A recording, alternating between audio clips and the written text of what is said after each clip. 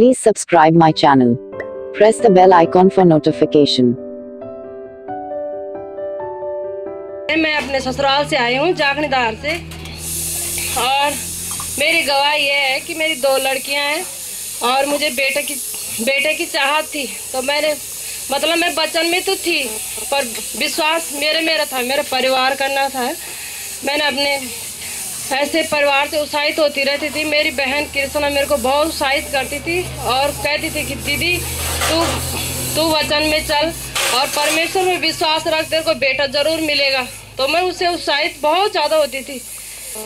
एक दिन ऐसे ही मैंने अपनी मम्मी से कहा कि घर वाले कह रहे हैं कि बेटा होगा कि नहीं होगा। मम्मी ने कहा कि तू खुद प्रार्थना कर सकती है और परमेश्वर से कह सकती है कि परमात्मा मुझे बता कि मेरा बेटा है या नहीं है। तो मैं दिन रात अन्य भाषा में प्रार्थना करती रहती थी। एक दिन परमात्मा ने सपन में मेरे को बता दिया कि तेरा बेटा है।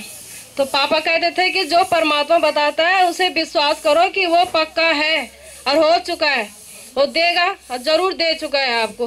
तो मैंने वो उस बात को बहुत विश्वास कर दिया कि मेरा बेटा है और बेटा ही होगा।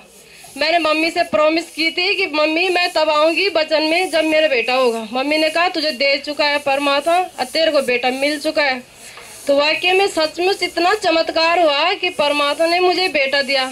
हमारे परिवार, मैंने अपने पति से कहा कि देखो परमात्मा से मैंने बेटा मांगा, परमेश्वर ने मेरे को सपने में बता दिया था।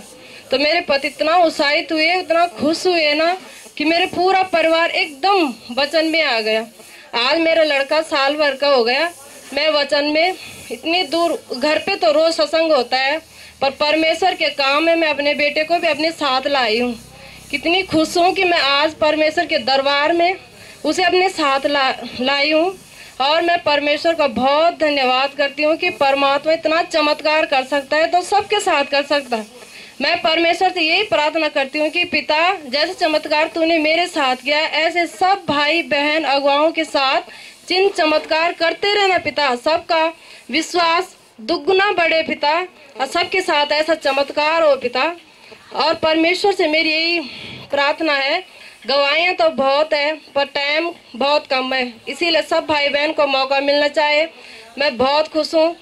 देखो ना, कभी हम जब स्कूल में पढ़ते थे तो हमें बहुत शर्म लगती थी सामने पे जाने के लिए, बात करने के लिए, प्रश्न उत्तर जवाब देने के लिए।